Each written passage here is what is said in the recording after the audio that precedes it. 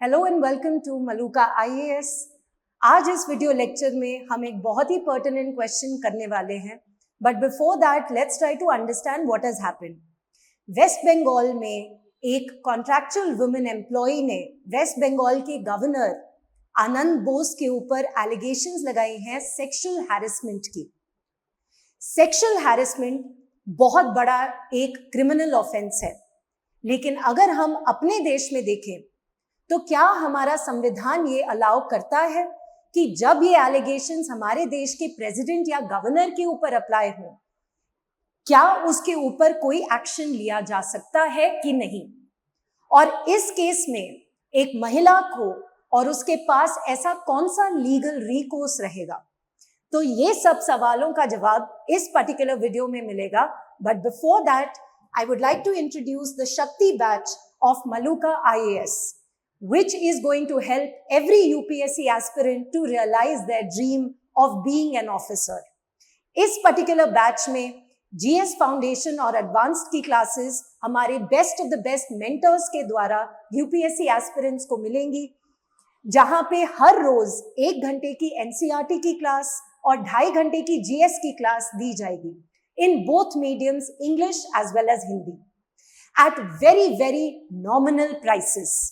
Our batches are going to start on the 29th of July 2024, so do not waste any time.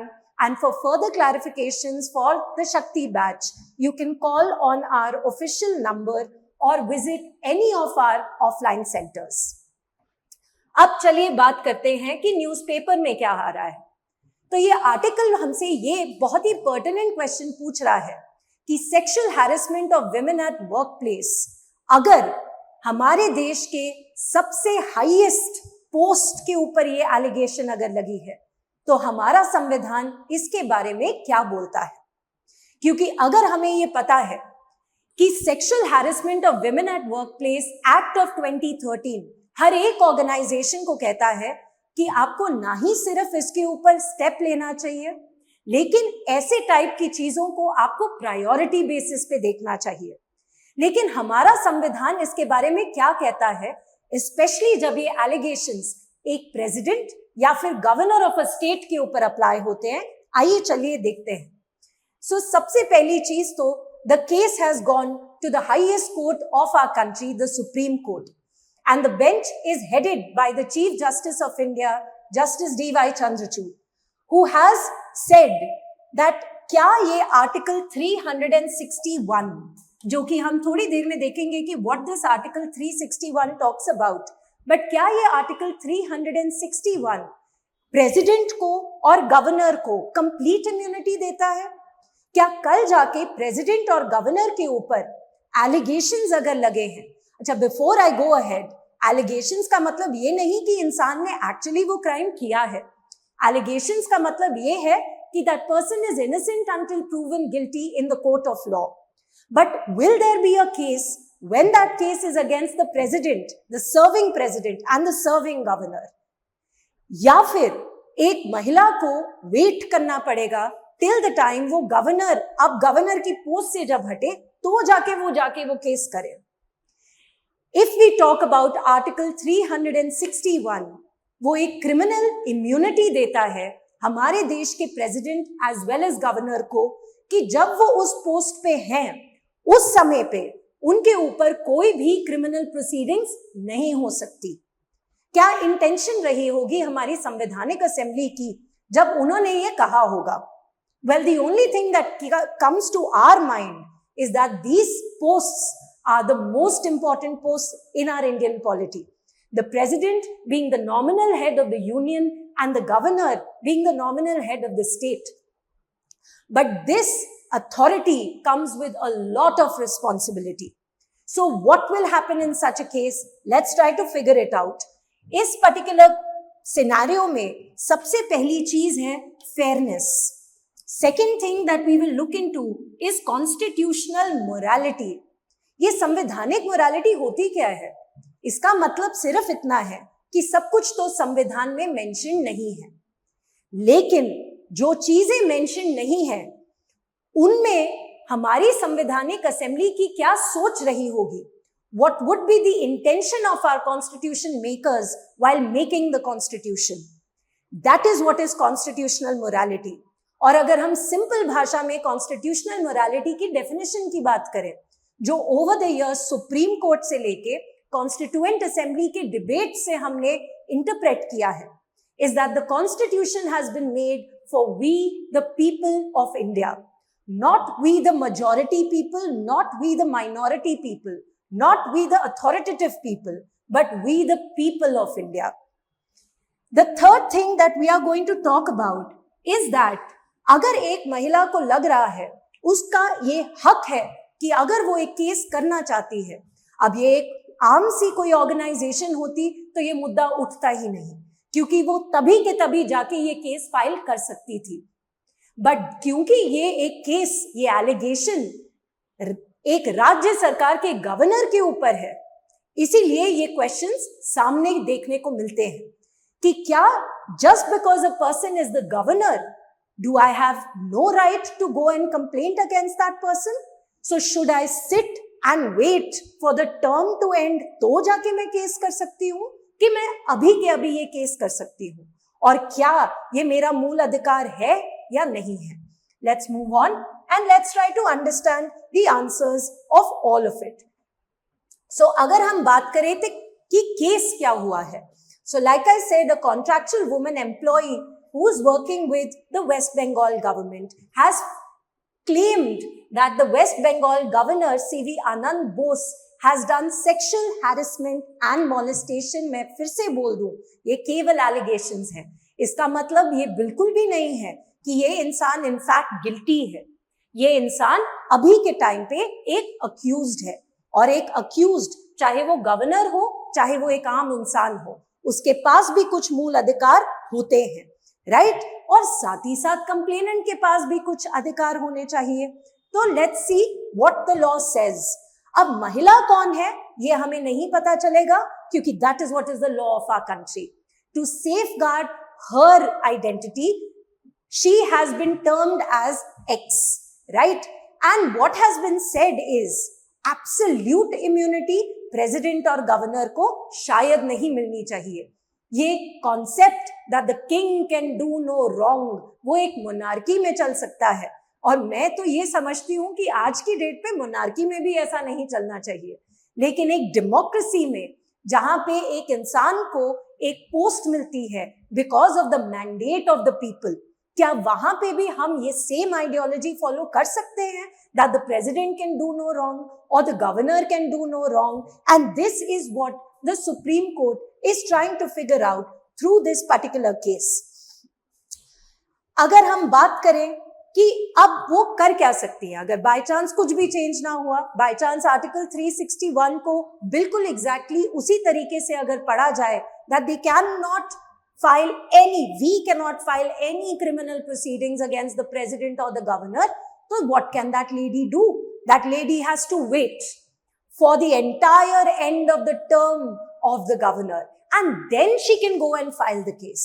To which that complainant says कि अगर तब तक मैं wait करूंगी और उसके बाद ये जो इंसान है जो कितनी ज्यादा पॉलिटिकली कनेक्टेड है, उनके खिलाफ इन ऑल प्रोबेबिलिटी मैं केस हार ही जाऊंगी.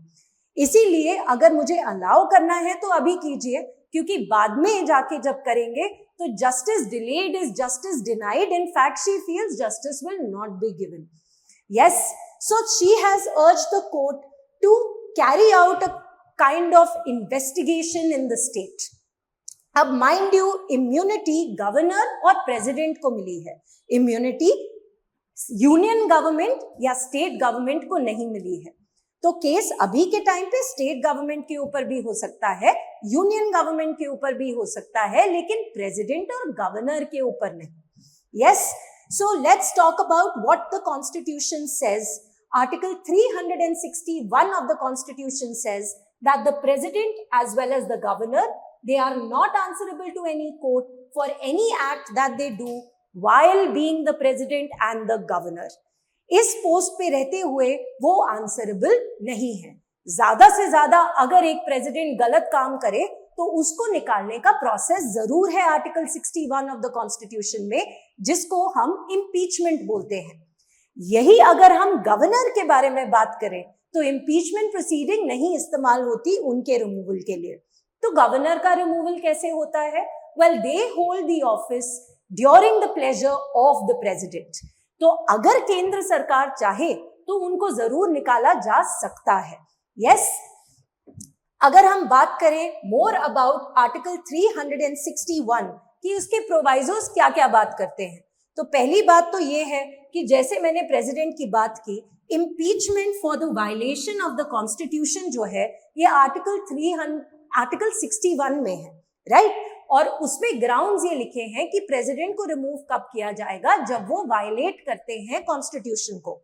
उसके बाद एक लंबा सा प्रोसेस होता है जिसके बाद जाके अगर इम्पीचमेंट हुई तो रिमूवल हो सकता है, जिसके दौरान जो भी चार्जेस लगाए जाते हैं प्रेसिडेंट के ऊपर उनको चेक किया जा सकता है by the house of people and the council of states as well as the court.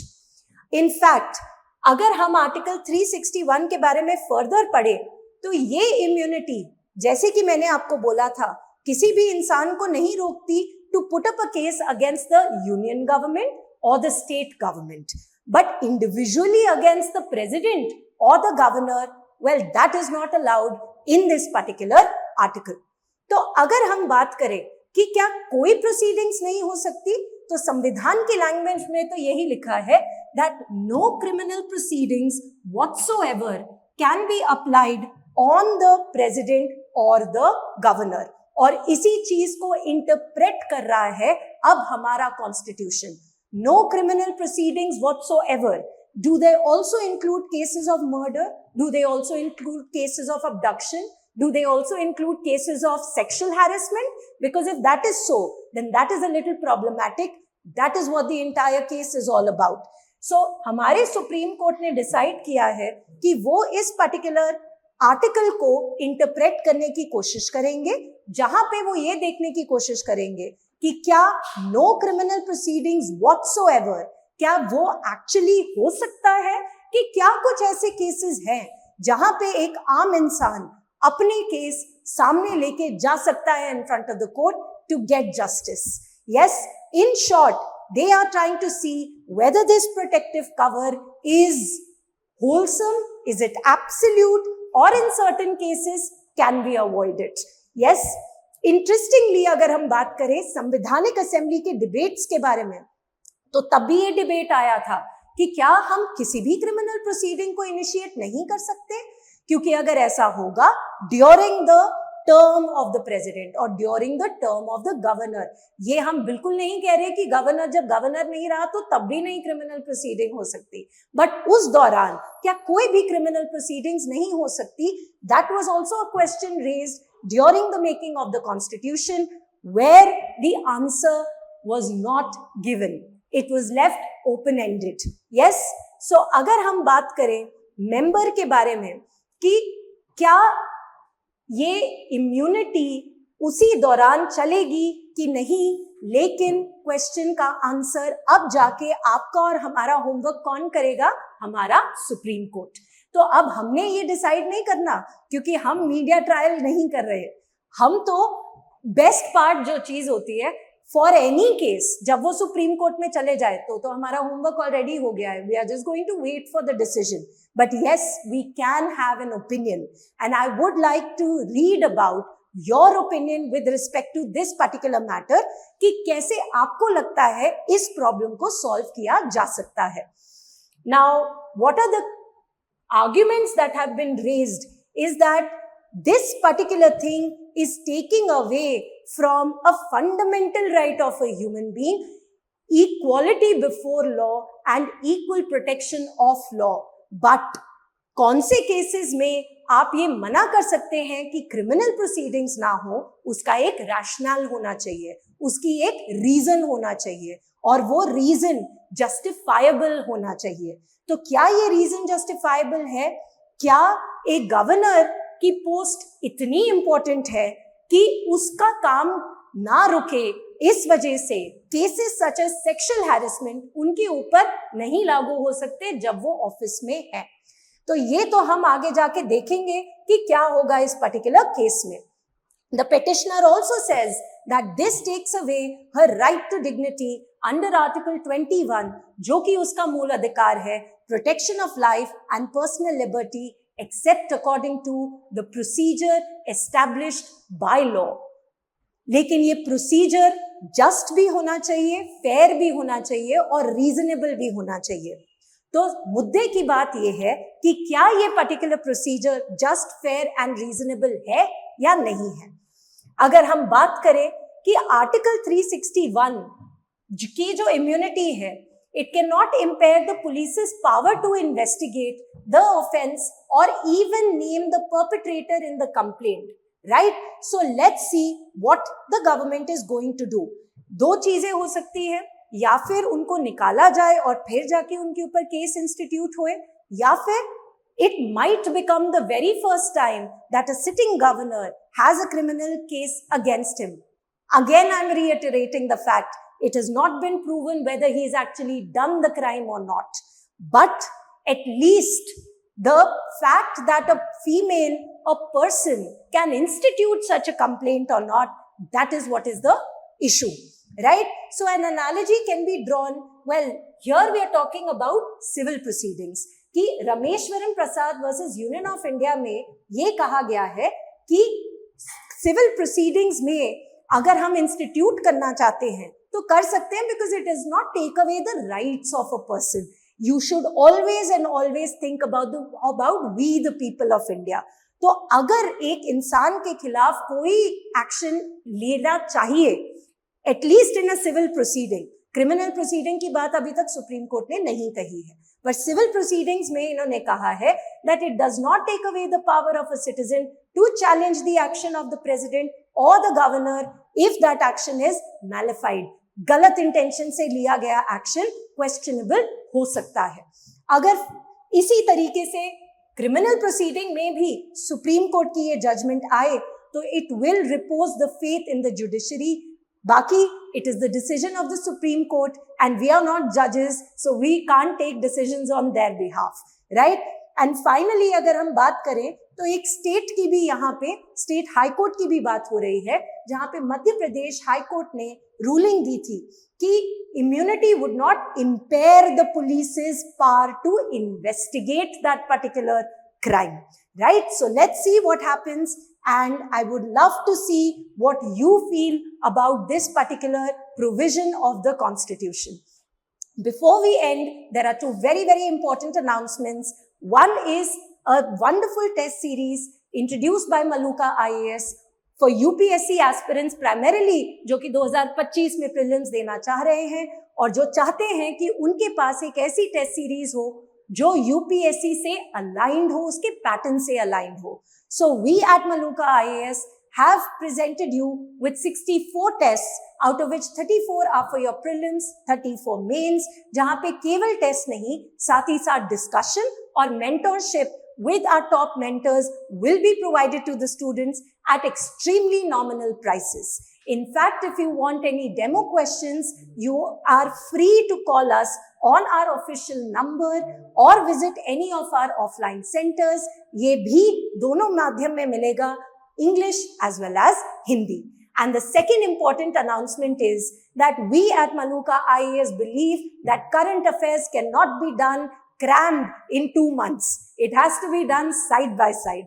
So इसीलिए हमने introduce किया है monthly to the point current affairs, again in English as well as Hindi, to solve the problem of those aspirants who are very, very scared of current affairs. That too at very, very nominal prices. Thank you very much, and I will see you soon with a new relevant video.